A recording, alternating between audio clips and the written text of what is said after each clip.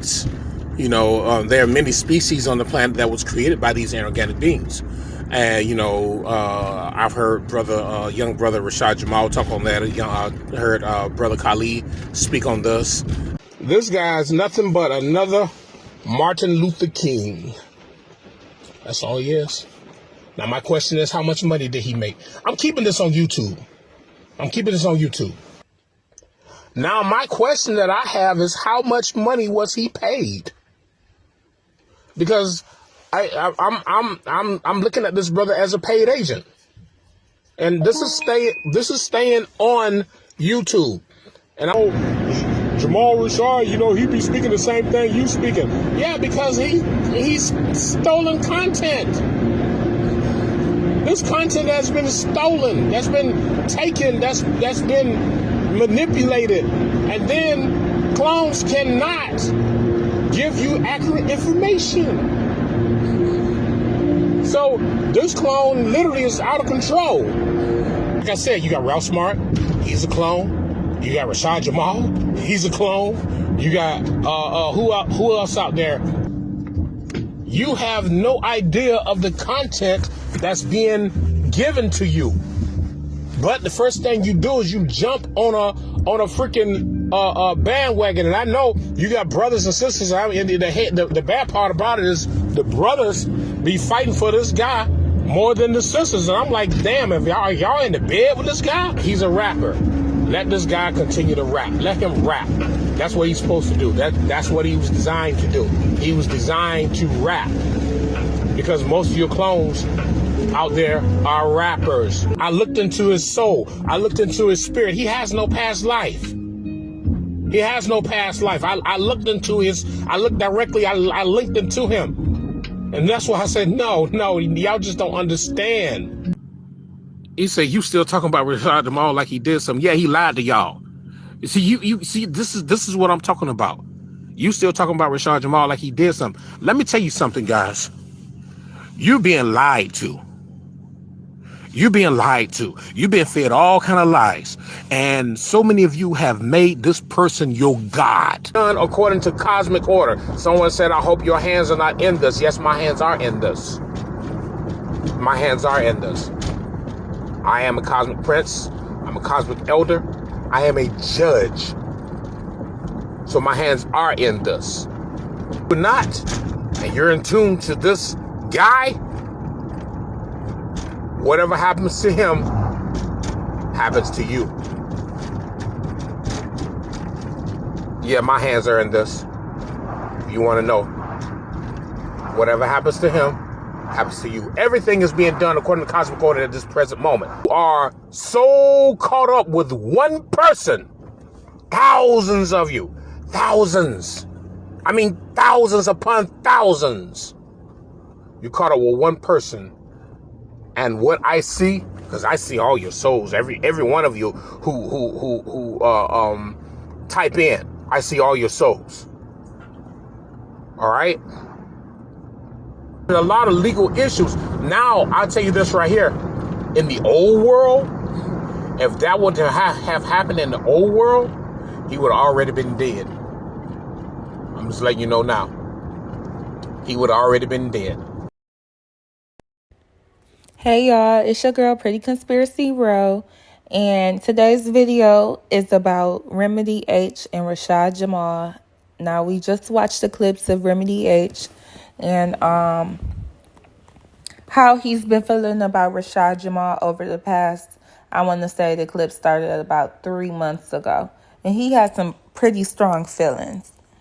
Now, the reason I have no clips of Rashad Jamal is because he more than made it clear that he doesn't have any problem with, nor does he want any issues with any of the leaders in the conscious community, if you want to call them that, specifically Remedy H and Young Pharaoh, who both Remedy H and Young Pharaoh have replied with a big F you back to Rashad Jamal.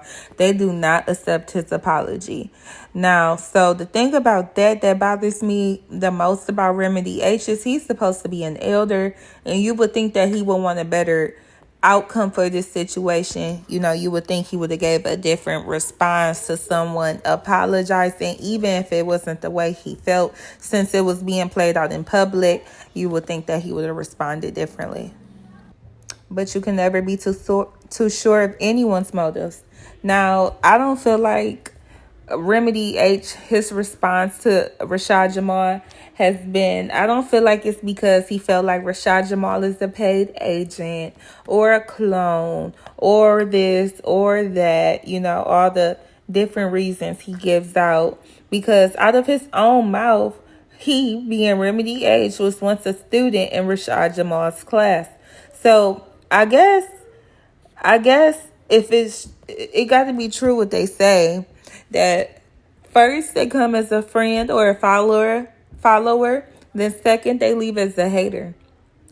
Well, maybe I just make that up, but it seems to be true about Remedy H. It seems more like what happened was somewhere along the line, he must have disagreed with Rashad Jamal's message, and then he started a little bit pocket watching, talking about, well, how much did he get paid to put out this message?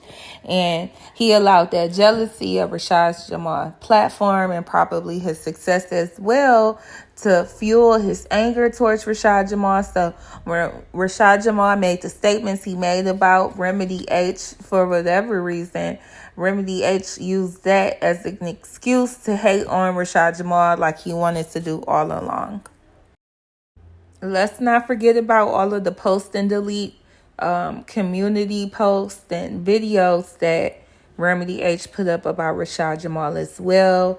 I thought that was a little weird because, if you feel some kind of way, stand on it.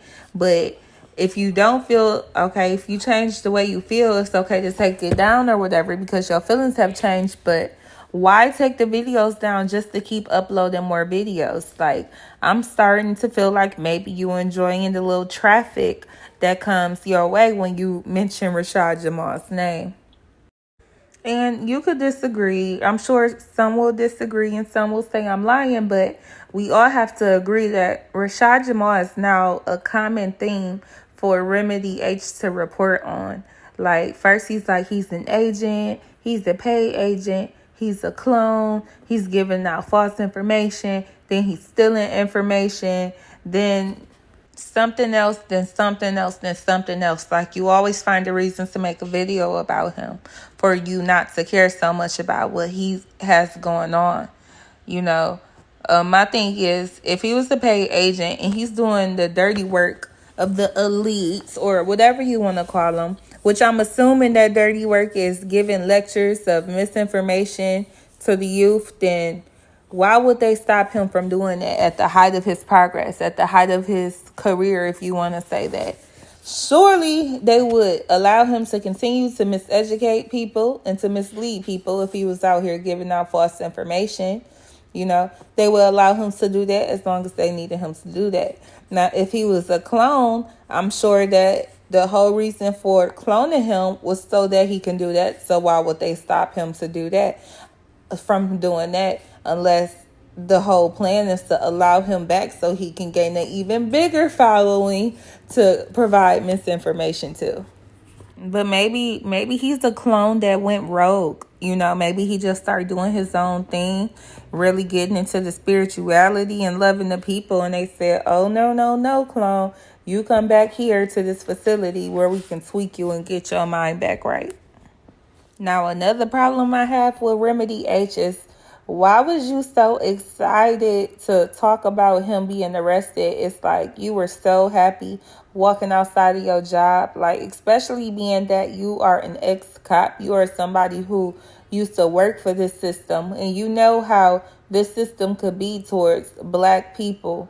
Like, why would you rejoice in that? And for you to claim it, you spoke on this man for months, and when something bad happened to him, you hop on YouTube to boast and to brag and to let everybody know that this happened by your hands, or your hands was in on this, and that all of the people who follow him basically better be aware that they could be next. Like, all because you didn't like what this man was saying. You basically threatening people who follow him. I guess you trying to force them to your channel, You constantly trying to demean these people who follow him. And I'm a person who watches videos. I'm not a follower of any of y'all. But basically, yeah, you try to demean people who watch his videos, basically calling them dumb, trying to call the guys gay if they take up for them. You try to convince people not to write him character letters because they won't work. Like, wow, like, it doesn't matter if they work or not. You shouldn't stop people for trying to help where they feel they can help. You really want this man to rot because you think you could take his place. But the youth not gonna rock with you. They're not gonna rock with somebody who talk down to them, who talk down on them, someone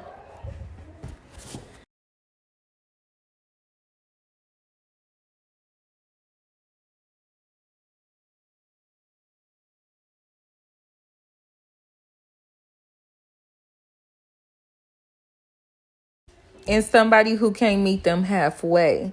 Like, you keep saying build, build, build to some people who've probably never even meditated yet and don't have basic knowledge or understanding of spirituality. Yet here you are talking down on them for what they don't know. Now, lastly, I just want to say that in one of the Remedy H videos, he spoke about how he put a ring of protection around Rashad Jamal when the marshals came and kicked in his door the first time. He was trying to make it seem like he was looking out for him. And even though even though Rashad Jamal had threatened him or whatever. Now, fast forward a few months, and here we are, and Remedy H is basically saying he has something to do with, or he's implying that he did something in spirit to cause this to happen. Y'all, I'm starting to wonder if Remedy H, from the very beginning, instead of putting a ring of protection, did he cast a spell? Did he put a curse for this to happen to Rashad Jamal? Did he just lie and say that he did a protection spell? Because my thing is, how do you go from trying to protect someone to being the one who they actually need protection from? How do you go from doing magic to protect someone to being the one who's actually trying to cause them harm? But y'all, this is my thoughts. I'm going to get off of here today because I can be on here all day about this subject. But I got stuff to do. Me and my kids just left the zoo and I'm hot. So let me know how y'all feel. Comment, like, subscribe. Like, comment, subscribe, comment, like. And I'll see y'all later.